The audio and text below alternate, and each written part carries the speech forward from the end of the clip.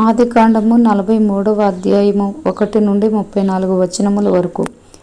1వ వచనము నుండి, ఆ దేశమందు కరువు భారముగా ఉండెను గనుక వారు ఐగుప్తు నుండి తెచ్చిన ధాన్యము తినివేసిన తరువాత వారి తండ్రి, మీరు మరలా వెళ్ళి మన కొరకు కొంచెము ఆహారము కొనుడని వారితో అనగా, యూదా అతని చూచి, ఆ మనుష్యుడు మీ తమ్ముడు మీతో ఉంటేనే గాని మీరు నా ముఖము చూడకూడదని మాతో గట్టిగా చెప్పెను. కాబట్టి నీవు మా తమ్ముని మాతో కూడా పంపిన ఎడల మేము వెళ్ళి నీ కొరకు ఆహారము కొందుము. నీవు వానిని పంపనొల్లని ఎడల మేము వెళ్ళము. ఆ మనుష్యుడు మీ తమ్ముడు మీతో లేని ఎడల మీరు నా ముఖము చూడకూడదని మాతో చెప్పెననెను. అందుకు ఇజ్రాయేలు, మీకు ఇంకొక సహోదరుడు కలడని మీరు ఆ మనుష్యునితో చెప్పి నాకు ఇంత శ్రమ కలుగజేయనేలా అనగా, వారు, ఆ మనుష్యుడు మీ తండ్రి ఇంకా సజీవుడై ఉన్నాడా, మీకు సహోదరుడు ఉన్నాడా అని మమ్మను గూర్చియు మా బంధువులను గూర్చియు ఖండితముగా అడిగినప్పుడు మేము ఆ ప్రశ్నలకు తగినట్టు అతనికి వాస్తవము తెలియచెప్పితిమి. మీ సహోదరుని తీసుకుని రండని అతడు చెప్పునని మాకెట్లు తెలియననిరి. యూదా తన తండ్రి అయిన ఇజ్రాయేలును చూచి, ఆ చిన్నవానిని నాతో కూడా పంపుము, మేము లేచి వెళ్ళుదుము. అప్పుడు మేమే కాదు, నీవును మా పిల్లలును చావక బ్రతుకుదుము. నేను అతని గూర్చి పూట పడుదును, నీవు అతని గూర్చి నన్ను అడుగవలెను. నేను అతని తిరిగి నీ యొద్దకు తీసుకుని వచ్చి నీ ఎదుట నిలువబెట్టని ఎడల ఆ నింద నా మీద ఎల్లప్పుడూ ఉండును. మాకు తడువు కాకపోయిన ఎడల ఈ పాటికి రెండవ మారు తిరిగి వచ్చి యుందుమని చెప్పగా, వారి తండ్రి అయిన ఇజ్రాయేలు వారితో, అట్లైన మీరిలాగు చేయుడి. ఈ దేశమందు ప్రసిద్ధములైనవి అనగా కొంచెము మస్తకి, కొంచెము తేనె, సుగంధ ద్రవ్యములు, బోళము, పిస్తాచకాయలు, బాదము కాయలు మీ గోనెలలో వేసుకుని ఆ మనుష్యునికి కానుకగా తీసుకుని పోవుడి. రెట్టింపు రూకలు మీరు తీసుకునుడి. మీ గోనెల మూతిలో ఉంచబడి తిరిగి వచ్చిన రోకలు కూడా చేత పట్టుకుని పోయి మరలా ఇచ్చివేయుడి. ఒకవేళ అది పొరబాటయుండును, మీ తమ్ముని తీసుకుని లేచి ఆ మనుష్యుని యొద్దకు తిరిగి వెళ్ళుడి. ఆ మనుషుడు మీ ఇతర సహోదరుని బెన్యామీనును మీకప్పగించినట్లు సర్వశక్తుడైన దేవుడు ఆ మనుష్యుని ఎదుట మిమ్మును కరుణించునుగాక. నేను పుత్రహీనుడనై ఉండవలసిన ఎడల పుత్రహీనుడనగుదునని వారితో చెప్పెను. ఆ మనుష్యులు ఆ కానుకను తీసుకుని చేతులలో రెట్టింపు రూకలను తమ వెంట బెన్యామీనును తీసుకుని లేచి ఐగుప్తునకు వెళ్ళి యోసేపు ఎదుట నిలిచిరి. యోసేపు వారితోనున్న బెన్యామీనును చూచి తన గృహ నిర్వాహకునితో, ఈ మనుషులను ఇంటికి తీసుకుని పోయి ఒక వేటను కోసి వంట సిద్ధము చేయించుము. మధ్యాహ్నమందు ఈ మనుషులు నాతో భోజనము చేయుదురని చెప్పెను. యోసేపు చెప్పినట్లు అతడు చేసి ఆ మనుషులను యోసేపు ఇంటికి తీసుకుని పోయెను. ఆ మనుష్యులు యోసేపు ఇంటికి రప్పింపబడినందున వారు భయపడి మొదట మన గోనెలలో తిరిగి పెట్టబడిన రోకల నిమిత్తము అతడు మన మీదికి అకస్మాత్తుగా వచ్చి మీదపడి మనలను దాసులుగా చెరపట్టి మన గాడిదలను తీసుకునుటకు లోపలికి తెప్పించననుకునిరి. వారు యోసేపు గృహ నిర్వాహకుని యొద్దకు వచ్చి ఇంటి ద్వారమున అతనితో మాట్లాడి, అయ్యా, ఒక మనవి, మొదట మేము ఆహారము కొనుటకే వచ్చితిమి. అయితే మేము దిగిన చోటికి వచ్చి మా గోనెలను విప్పినప్పుడు ఇదిగో మా రూకల తూనికకు సరిగా ఎవరి రూకలు వారి గోనెమూతిలో నుండెను. అవి చేతపట్టుకుని వచ్చితిమి. ఆహారము కొనుటకు మరి రూకలను తీసుకుని వచ్చితిమి. మా రూకలను మా గోనెలలో నెవరు వేసిరో మాకు తెలియదని చెప్పిరి. అందుకతడు, మీకు క్షేమమగునుగాక, భయపడకుడి. మీ పితరుల దేవుడైన మీ దేవుడు మీకు మీ గోనెలలో ధనమిచ్చెను. మీ రూకలు నాకు ముట్టినవని చెప్పి షిమ్యోనును వారి యొద్దకు తీసుకుని వచ్చెను. ఆ మనుష్యుడు వారిని యోసేపు ఇంటికి తీసుకుని వచ్చి వారికి నీళ్ళియ్యగా వారు కాళ్ళు కడుగుకొనిరి. మరియు అతడు వారి గాడిదలకు మేత వేయించెను. అక్కడ తాము భోజనము చేయవలెనని వినిరి. గనుక మధ్యాహ్నమందు యోసేపు వచ్చు వేళకు తమ కానుకను సిద్ధము చేసిరి. యోసేపు ఇంటికి వచ్చినప్పుడు వారు తమ చేతులలోనున్న కానుకను ఇంటిలోనికి తెచ్చి అతనికిచ్చి అతనికి నేలను సాగిలపడిరి. అప్పుడు, మీరు చెప్పిన ముసలివాడైన మీ తండ్రి క్షేమముగా ఉన్నాడా? అతడు ఇంకా బ్రతికి ఉన్నాడా అని వారి క్షేమ సమాచారము అడిగినందుకు వారు, నీ దాసుడైన మా తండ్రి ఇంకా బ్రతికి ఉన్నాడు, క్షేమముగా నున్నాడని చెప్పి వంగి సాగిలపడిరి. అప్పుడతడు కన్నులెత్తి తన తల్లి కుమారుడును తన తమ్ముడైన బెన్యామీనును చూచి, మీరు నాతో చెప్పిన మీ తమ్ముడు ఇతడేనా అని అడిగి, నా కుమారుడా, దేవుడు నిన్ను కరుణించునుగాక అనెను. అప్పుడు తన తమ్ముని మీద యోసేపునకు ప్రేమ పొర్లుకొని వచ్చెను. గనుక అతడు త్వరపడి ఏడ్చుటకు చోటు వెతికి లోపలి గదిలోనికి వెళ్ళి అక్కడ ఏడ్చెను. అప్పుడు అతడు ముఖము కడుగుకొని వెలుపలికి వచ్చి తన్ను తాను అణుచుకొని భోజనము వడ్డించుడని చెప్పెను. అతనికిని వారికిని అతనితో భోజనము చేయుచున్న ఐగుప్తీయులకును వేరువేరుగా వడ్డించిరి. ఐగుప్తీయులు హెబ్రీయులతో కలిసి భోజనము చేయరు. అది ఐగుప్తీయులకు హేయము. జ్యేష్ఠుడు మొదలుకొని కనిష్ఠుని వరకు వారు అతని ఎదుట తమ తమ ఈడు చొప్పున కూర్చుండిరి. గనుక ఆ మనుష్యులు ఒకని వైపు ఒకడు చూచి ఆశ్చర్యపడిరి. మరియు అతడు తన ఎదుట నుండి వారికి వంతులెత్తి పంపెను. బెన్యామీను వంతు వారందరి వంతుల కంటే 5 గొప్పది. వారు విందు ఆరగించి అతనితో కలిసి సంతుష్టిగా త్రాగిరి. ఆదికాండము 44వ అధ్యాయము 1 నుండి 34 వచనముల వరకు. 1వ వచనము నుండి, యోసేపు ఆ మనుష్యుల గోనెలు పట్టినంత ఆహార పదార్థములతో వాటిని నింపి ఎవరి రూకలు వారి గోనెమూతిలో పెట్టుమనియు, కనిష్ఠుని గోనెమూతిలో తన వెండి గిన్నెను అతని ధాన్యపు రూకలను పెట్టుమనియు తన గృహ నిర్వాహకునికి ఆజ్ఞాపింపగా యోసేపు చెప్పిన మాట చొప్పున అతడు చేసెను.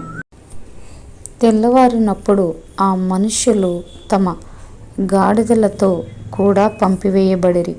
వారు ఆ పట్టణము నుండి బయలుదేరి ఎంతో దూరము వెళ్ళక మునుపు యోసేపు తన గృహ నిర్వాహకుని చూచి, నీవు లేచి ఆ మనుషుల వెంటబడి వెళ్ళి వారిని కలుసుకొని, మీరు మేలుకు కీడు చేయనేలా దేనితో నా ప్రభువు పానము చేయునో, దేని వలన అతడు శకునములు చూచునో అది ఇదే కదా. మీరు దీని చేయుట వలన కాని పని చేసితిరని వారితో చెప్పుమనెను. అతడు వారిని కలుసుకొని ఆ మాటలు వారితో చెప్పినప్పుడు వారు, మా ప్రభువు ఇట్లు మాటలాడనేలా, ఇట్టి పని చేయుట నీ దాసులకు దూరమవునుగాక. ఇదిగో, మా గోనెల మూతులలో మాకు దొరికిన రూకలను కనాను దేశములో నుండి తిరిగి తీసుకుని వచ్చితిమి. నీ ప్రభువు ఇంటిలో నుండి మేము వెండినైనను బంగారమునైనను ఎట్లు దొంగిలుదుము? నీ దాసులలో ఎవరి యొద్ద అది దొరుకునో వాడు చచ్చునుగాక. మరియు మేము మా ప్రభువునకు దాసులముగా నుందుమని అతనితో అనిరి. అందుకతడు, మంచిది, మీరు చెప్పినట్టే కానీయుడి. ఎవరి యొద్ద అది దొరుకునో అతడే నాకు దాసుడగును. అయితే మీరు నిర్దోషులగుదురని చెప్పెను.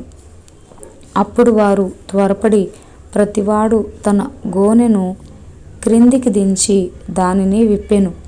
అతడు పెద్దవాడు మొదలుకొని చిన్నవాని వరకు వారిని సోదా చూడగా ఆ గిన్నె బెన్యామీను గోనెలో దొరికెను. కావున వారు తమ బట్టలు చింపుకొని ప్రతివాడు తన గాడిద మీద గోనెలు ఎక్కించుకొని తిరిగి పట్టణమునకు వచ్చిరి. అప్పుడు యూదాయును అతని సహోదరులను యోసేపు ఇంటికి వచ్చిరి. అతడింకా అక్కడనే ఉండెను గనుక వారు అతని ఎదుట నేలను సాగిలపడిరి. అప్పుడు యోసేపు, మీరు చేసిన ఈ పని ఏమిటి?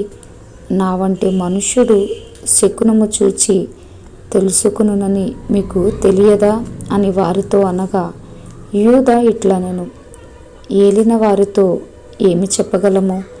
ఏమందుము? మేము నిర్దోషులమని ఎట్లు కనుపరచగలము? దేవుడే నీ దాసుల నేరము కనుగొనెను. ఇదిగో, మేమును ఎవని యొద్ద ఆ గిన్నె దొరికెనో వాడును ఏలిన వారికి దాసుల మగుదుమనెను. అందుకతడు, అట్లు చేయుట నాకు దూరమవునుగాక. ఎవని చేతిలో ఆ గిన్నె దొరికెనో వాడే నాకు దాసుడుగా నుండును. మీరు మీ తండ్రి యొద్దకు సమాధానముగా వెళ్ళుడని చెప్పగా, యూదా అతని సమీపించి, ఏలినవాడా, ఒక మనవి, ఒక మాట ఏలిన వారితో తమ దాసుని చెప్పుకొననిమ్ము. తమ కోపము తమ దాసుని మీద రగులుకొననీయకుము. తమరు ఫరో అంతవారు గదా. ఏలినవాడు మీకు తండ్రి అయినను సహోదరుడైనను ఉన్నాడా అని తమ దాసులను అడిగెను.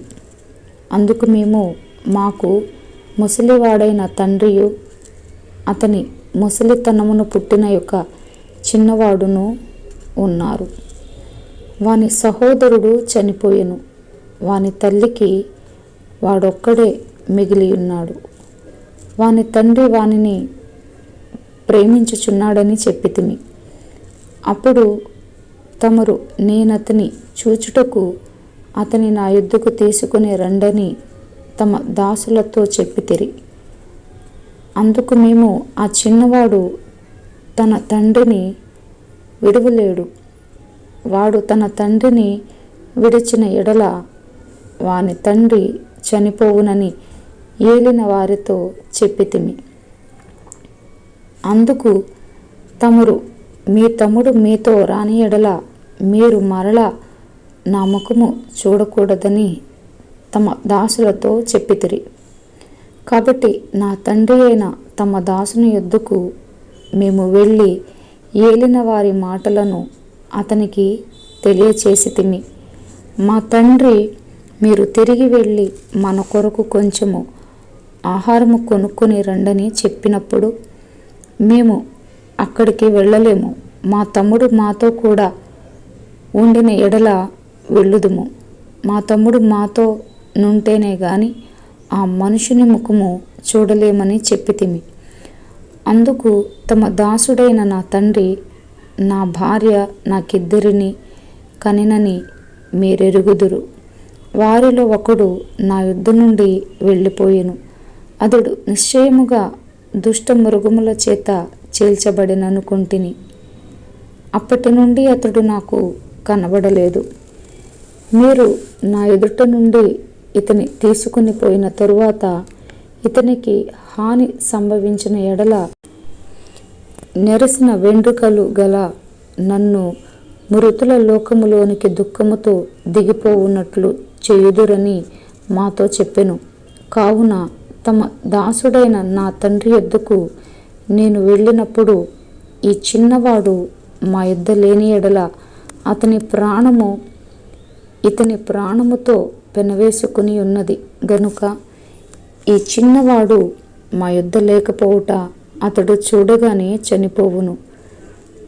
అట్లు తమ దాసులమైన మేము నెరసిన వెండ్రుకలు గల తమ దాసుడైన మా తండ్రిని మృతుల లోకములోనికి దుఃఖముతో దిగిపోవునట్లు చేయుదుము. తమ దాసుడనైన నేను ఈ చిన్నవానిని గూర్చి నా తండ్రికి పూటపడి నీ యొద్దకు నేనతని తీసుకుని రాని ఎడల నా తండ్రి దృష్టి యందు ఆ నింద నా మీద ఎల్లప్పుడూ ఉండునని చెప్పి తిని. కాబట్టి తమ దాసుడనైన నన్ను ఈ చిన్నవానికి ప్రతిగా ఏలిన వారికి దాసునిగా నుండనిచ్చి ఈ చిన్నవాని తన సహోదరులతో వెళ్ళనిమ్ము. ఈ చిన్నవాడు నాతో కూడా లేని ఎడల నా తండ్రి యొద్దకు నేనెట్లు వెళ్ళగలను? వెళ్ళిన ఎడల నా తండ్రికి వచ్చు అపాయము చూడవలసి వచ్చునని చెప్పెను. ఆదికాండము 45వ అధ్యాయము 1 నుండి 28 వచనముల వరకు. 1వ వచనము నుండి. అప్పుడు యోసేపు తన యొద్ద నిలిచిన వారందరి ఎదుట తన్ను తాను అణుచుకున్న జాలక నా యొద్ద నుండి ప్రతి మనుష్యుని వెలుపలికి పంపివేయుడని బిగ్గరగా చెప్పెను. యోసేపు తన సహోదరులకు తన్ను తాను తెలియచేసుకునినప్పుడు ఎవరునూ అతని యొద్ద నిలిచి ఉండలేదు. అతడు ఎలుగెత్తి ఏడవగా ఐగుప్తీయులను ఫరో ఇంటి వారును వినిరి. అప్పుడు యోసేపు, నేను యోసేపును, నా తండ్రి ఇంకా బ్రతికి ఉన్నాడా అని అడిగినప్పుడు అతని సహోదరులు అతని సముఖమందు తొందరపడి అతనికి ఉత్తరము ఇయ్యలేకపోయిరి. అంతటా యోసేపు నా దగ్గరకు రండని తన సహోదరులతో చెప్పినప్పుడు వారు అతని దగ్గరకు వచ్చిరి. అప్పుడతడు, ఐగుప్తునకు వెళ్ళునట్లు మీరు అమ్మివేసిన మీ సహోదరుడైన యోసేపును నేనే. అయినను నేనిక్కడికి వచ్చినట్లు మీరు నన్ను అమ్మివేసినందుకు దుఃఖపడుకుడి. అది మీకు సంతాపము పుట్టింపనీయకుడి. ప్రాణరక్షణ కొరకు దేవుడు మీకు ముందుగా నన్ను పంపించెను. 2 సంవత్సరముల నుండి కరువు దేశములోనున్నది. సేద్యమైనను కోతయైనను లేని సంవత్సరములు ఇంకా 5 వచ్చును. మిమ్మును ఆశ్చర్యముగా రక్షించి దేశములో మిమ్మును శేషముగా నిలుపుటకును ప్రాణముతో కాపాడుటకును దేవుడు మీకు ముందుగా నన్ను పంపించెను. కాబట్టి దేవుడే గాని మీరు నన్నిక్కడికి పంపలేదు. ఆయన నన్ను ఫరోకు తండ్రిగాను అతని ఇంటివారికి అందరికీ ప్రభువుగాను ఐగుప్తు దేశమంతటి మీద ఏలికగాను నియమించెను. మీరు త్వరగా నా తండ్రి యొద్దకు వెళ్ళి అతనితో, నీ కుమారుడైన యోసేపు దేవుడు నన్ను ఐగుప్తు దేశమంతటికి ప్రభువుగా నియమించెను, నా యొద్దకు రమ్ము, అక్కడ ఉండవద్దు. నీవు గోషెను దేశమందు నివసించదవు. అప్పుడు నీవును నీ పిల్లలను నీ పిల్లల పిల్లలను నీ గొర్రెల మందలను నీ పశువులను నీకు కలిగినది యావత్తును నాకు సమీపముగా నుండును. ఇకను 5 కరువు సంవత్సరములు వచ్చును గనుక నీకును నీ ఇంటి వారికిని నీకు కలిగినదంతటికిని పేదరికము రాకుండా అక్కడ నిన్ను పోషించదనన్నాడని చెప్పుడి. ఇదిగో మీతో మాటలాడుచున్నది నా నోరే అని మీ కన్నులను నా తమ్ముడైన బెన్యామీను కన్నులను చూచుచున్నవి.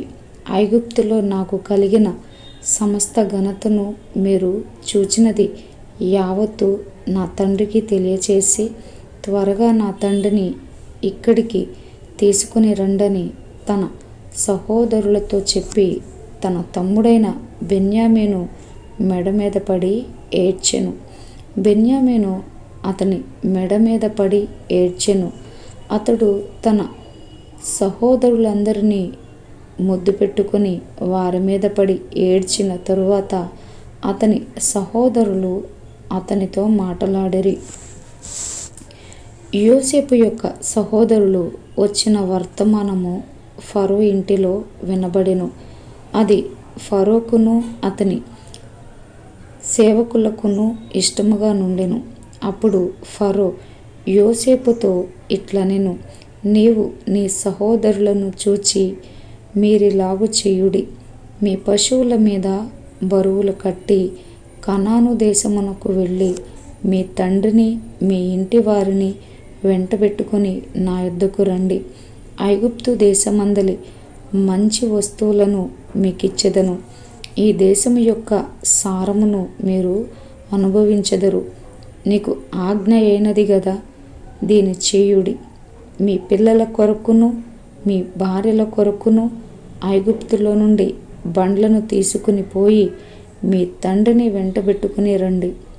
ఐగుప్తు దేశమంతటిలోనున్న మంచి వస్తువులు మీవే అగును గనుక మీ సామాగ్రిని లక్ష్యపెట్టకూడని చెప్పుమనగా ఇజ్రాయేలు కుమారులు అలాగుననే చేసిరి. యోసేపు ఫరో మాట చొప్పున వారికి బండ్లను ఇప్పించెను, మార్గమునకు ఆహారము ఇప్పించెను. అతడు వారికి 2 దుస్తుల బట్టలు ఇచ్చెను. బెన్యామీనుకు 300 తులముల వెండియును 5 దుస్తుల బట్టలు ఇచ్చెను. అతడు తన తండ్రి నిమిత్తము ఐగుప్తులోనున్న మంచి వస్తువులను మోయుచున్న 10 గాడిదలను, మార్గమునకు తన తండ్రి నిమిత్తము ఆహారమును ఇతర ధాన్యమును తినుబండములను మోయుచున్న 10 ఆడుగాడిదలను పంపెను. అప్పుడతడు తన సహోదరులను సాగనంపి వారు బయలుదేరుచుండగా మార్గమందు కలహపడకూడని వారితో చెప్పెను. వారు ఐగుప్తు నుండి బయలుదేరి కనాను దేశమునకు తన తండ్రి అయిన యాకోబునొద్దకు వచ్చి యోసేపు ఇంకా బ్రతికి ఉండి ఐగుప్తు దేశమంతటిని ఏలుచున్నాడని అతనికి తెలియచేసిరి. అయితే అతడు వారి మాట నమ్మలేదు గనుక అతడు నిశ్చేష్టుడాయెను. అప్పుడు వారు యోసేపు తమతో చెప్పిన మాటలన్నిటినీ అతనితో చెప్పిరి. అతడు తన్ను ఎక్కించుకొని పోవుటకు యోసేపు పంపిన బండ్లు చూచినప్పుడు వారి తండ్రి అయిన యాకోబు ప్రాణము తెప్పరిల్లెను. అప్పుడు ఇశ్రాయేలు, ఇంతే చాలును, నా కుమారుడైన యోసేపు ఇంకా బ్రతికి ఉన్నాడు, నేను చావక మునుపు వెళ్ళి అతని చూచెదనని చెప్పెను.